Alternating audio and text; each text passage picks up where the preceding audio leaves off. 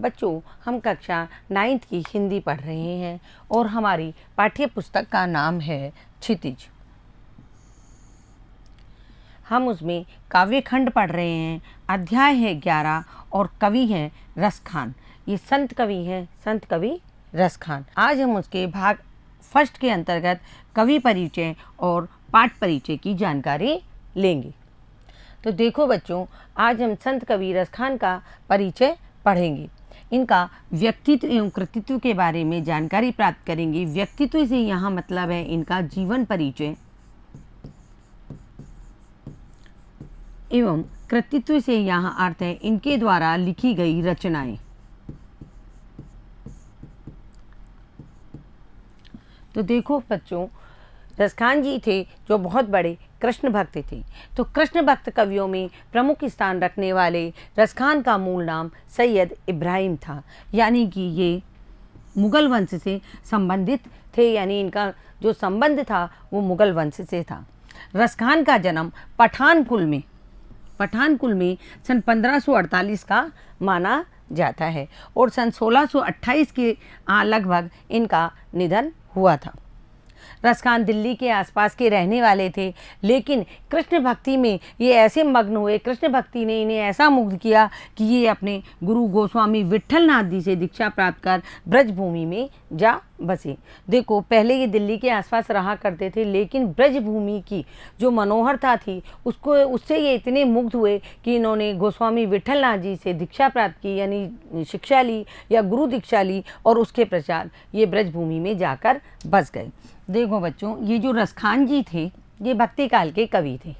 हमारी रचनाओं का जो काल है वो 4 प्रकार का माना जाता है। सर्वप्रथम जो काल था वो था आदिकाल, और उसके बाद आया भक्ति काल, और उसके बाद आया रीति काल,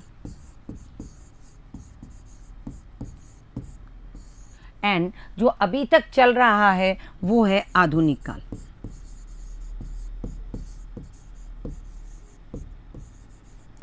तो देखो बच्चों, जो रसखान जी हुए थे वो भक्ति काल में हुए थे। किस में हुए थे? भक्ति काल में। और भक्ति काल का जो समय माना जाता है वो 1375 से लेकर के और 1700 तक के आसपास का समय माना जाता है। रसखान जी के समय में, यानी भक्ति काल में, रसखान जी के अलावा भक्ति काल में और भी बहुत सारे कवि हुए थे जो इनके समकालीन थे। जैसे कबीरदास जी हुए, मीरा, सूरदास, रैदास एवं तुलसीदास जी। ये सभी रसखान जी के समकालीन भक्ति काल के कवि थे। देखो, रसखान जी थे जो कृष्ण के अनन्य भक्त थे। रसखान जी सगुण भक्ति के उपासक थे और कृष्ण के अनन्य भक्त थे। ये एक मुसलमान परिवार से होते हुए भी इन्होंने वैष्णव धर्म को अपनाया था। तो इनमें देखो, जो मीरा जी, सूरदास, रैदास, तुलसीदास और रसखान जितने भी कवि थे ये सगुण भक्ति परंपरा की भक्ति किया करते थे, लेकिन कबीरदास जी थे जो निर्गुण संत परंपरा की भक्ति किया करते थे। तो देखो बच्चों, हम रसखान जी का जीवन परिचय जान रहे हैं।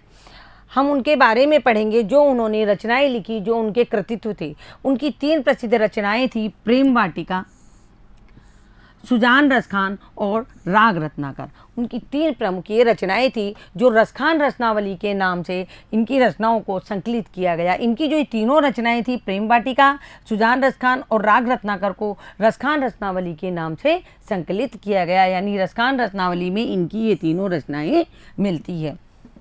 प्रमुख कृष्ण भक्त रसखान की अनुरक्ति न केवल कृष्ण के प्रति प्रकट हुई, यानी उनकी अनुरक्ति केवल अपने आराध्य के प्रति ही नहीं थी, उसके अलावा आराध्य की जो भूमि थी, उनके कृष्ण की जो भूमि थी जहाँ उन्होंने जन्म लिया और अपना बालपन निकाला, उसमें भी उनका अनन्य अनुराग व्यक्त हुआ। उनके काव्य में जो उन्होंने काव्य लिखा है, उनके काव्य में कृष्ण की रूप माधुरी, यानी कृष्ण के रूप का वर्णन, यानी कृष्ण कितने सुंदर थे, कितने सौंदर्यता से परिपूर्ण थे, ब्रज की महिमा, यानी जिस ब्रजभूमि पर कृष्ण ने जन्म लिया था उस ब्रज की महिमा एवं राधा कृष्ण की प्रेम लीलाओं का मनोहर वर्णन मिलता है।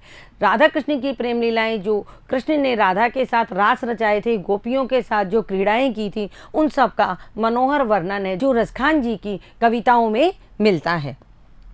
वे अपने प्रेम की तन्मयता, यानी वो प्रेम में कितने तन्मय रहते थे, यानी भाव विलीन हो जाते थे, और आसक्ति के उल्लास, यानी उनकी अपने आराध्य के प्रति बड़ी आसक्ति थी। वो जब कृष्ण की भक्ति किया करते थे तो कृष्णमय हो जाते थे, यानी कृष्ण और रसखान अलग अलग नहीं होते थे। उल्लास के लिए जितने प्रसिद्ध हैं उतने ही अपनी भाषा की मार्मिकता, रसखान के काव्य की जो भाषा की मार्मिकता है, उनके शब्दों की जो चयन है और जो व्यंजन शैली है, वो बहुत ही प्रसिद्ध है।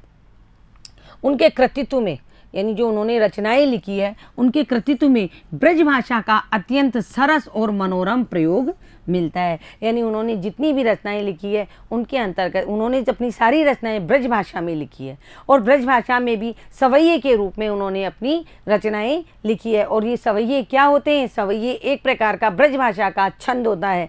अब आप कहोगे मैडम छंद क्या होता है? देखो, छंद जो होते हैं ना, ये मात्राओं से चलते हैं और इनको लय और गति के साथ में गाया जाता है। जब आप बड़ी क्लासेज में आएंगे 11th-12th में, तब आप छंद के बारे में पढ़ेंगे। तो इनके जो सवैये हैं वो छंद में लिखे गए हैं। आज हम जो हमारी क्षितिज में ये पाठ दिया गया है, रसखान जी के जितने भी सवैये दिए गए हैं, हम उनका सार पढ़ेंगे पहले, फिर उसके उपरांत हम उनके सवैये पढ़ेंगे। यहाँ देखो, यहाँ संकलित, यानी हमारे पाठ में संकलित पहले और दूसरे सवैये में, सवैये का अर्थ मैं आपको बता चुकी हूँ। जैसे मीरा के पद है, कबीर के दोहे हैं, तुलसीदास जी की चौपाइयाँ हैं, और जो ललधत कवि की कवियत्री के बारे में हमने पढ़ा, उनकी वाक हैं, और उसी प्रकार रसखान जी के ये छंद सवैये हैं। सवैये में कृष्ण और कृष्ण की भूमि के प्रति कवि का अनन्य समर्पण भाव व्यक्त हुआ है। यानी कि पहला और जो दूसरा सवैया है, उसके अंदर रसखान जी ने ये बताया है कि वो किस प्रकार कृष्ण उनके आराध्य हैं, वो किस प्रकार कृष्ण के उपासक हैं, और कृष्ण को वो किस तरीके से कृष्ण के साथ रहना चाहते हैं उसके बारे में। और ब्रजभूमि, दूसरा जो सवैया है, उसमें उन्होंने ब्रजभूमि के प्रति जो उनकी समर्पण भाव है उसको उन्होंने व्यक्त किया है। पाठ में रसखान द्वारा रचित 4 सवैये संकलित है। हमारे इस क्षितिज पाठ में रसखान के 4 सवैये हैं। प्रथम एवं द्वितीय सवैये में कवि ने अपने आराध्य कृष्ण और उनकी ब्रजभूमि, यानी उनके जो जन्म स्थान है, उसके प्रति अपना अनुराग एवं समर्पण भाव व्यक्त किया है। तीसरे सवैये में श्री कृष्ण के रूप सौंदर्य के प्रति गोपियों की मुग्धता का चित्रण किया गया है। यानी श्री कृष्ण का जो रूप है, श्री कृष्ण के जो सौंदर्यता है श्री कृष्ण की, उसके ऊपर गोपियाँ किस प्रकार मोहित हुई है, किस प्रकार वो कृष्ण का स्वांग भर करके, यानी कृष्ण में होकर के और कृष्ण बनना चाहती है, उसका चित्रण किया गया है। और अंतिम सवैये में मुरली की धुन और उनकी मुस्कान के अचूक प्रभाव का तथा गोपियों की व्यवस्था का उसमें वर्णन किया गया है। देखो किस प्रकार कृष्ण जब मुरली बजाते हैं तो गोपियाँ किस प्रकार दौड़ी चली आती है, उनका जो उनकी मुरली का उनके ऊपर, गोपियों के ऊपर अचूक प्रभाव है उसके, और गोपियों की विवशता, यानी गोपियाँ क्या हो जाती है, उनकी मुरली की धुन पर विवश हो जाती हैं और विवश होकर के दौड़ी चली आती हैं, उसके बारे में वर्णन किया गया है। इस तरह संकलित सवैयों में कवि रसखान की आराध्य के प्रति अतीव समर्प्य यानी अपने आराध्य कृष्ण के प्रति वो बहुत समीप थे उनके, यानी जो वो कृष्ण की भक्ति करते थे तो कृष्ण में लीन हो जाते थे और कृष्णमय हो जाते थे। प्रेम भक्ति, देखो हर किसी कवि ने अपनी अपनी भक्ति की है। जिस प्रकार पहले सूरदास जी दास्य भाव की भक्ति किया करते थे, लेकिन अपने गुरु के सानिध्य में आने के पश्चात उन्होंने कृष्ण की वात्सल्य भाव की और प्रेम भाव की भक्ति करना शुरू किया। लेकिन रसखान जी थे जो शुरू से ही कृष्ण के प्रेम भाव की भक्ति किया करते थे, यानी उनकी भक्ति थी जो प्रेमा भक्ति थी, तथा उनकी लीलाओं के प्रति, कृष्ण की रास लीलाओं के प्रति उनका जो मधुर भाव है उसकी सशक्त अभिव्यक्ति इनकी काव्य में हुई है। तो बच्चों, ये हमारा कवि परिचय और पाठ परिचय था। अगले पाठ में हम उनके सवैयों के बारे में पढ़ेंगे। आप इसे पढ़िए, क्योंकि मैं आपको बार बार एक ही बात बताती हूँ कि परीक्षा में एक लेखक और एक कवि का जीवन परिचय और कृतित्व परिचय अवश्य आता है। धन्यवाद बच्चों।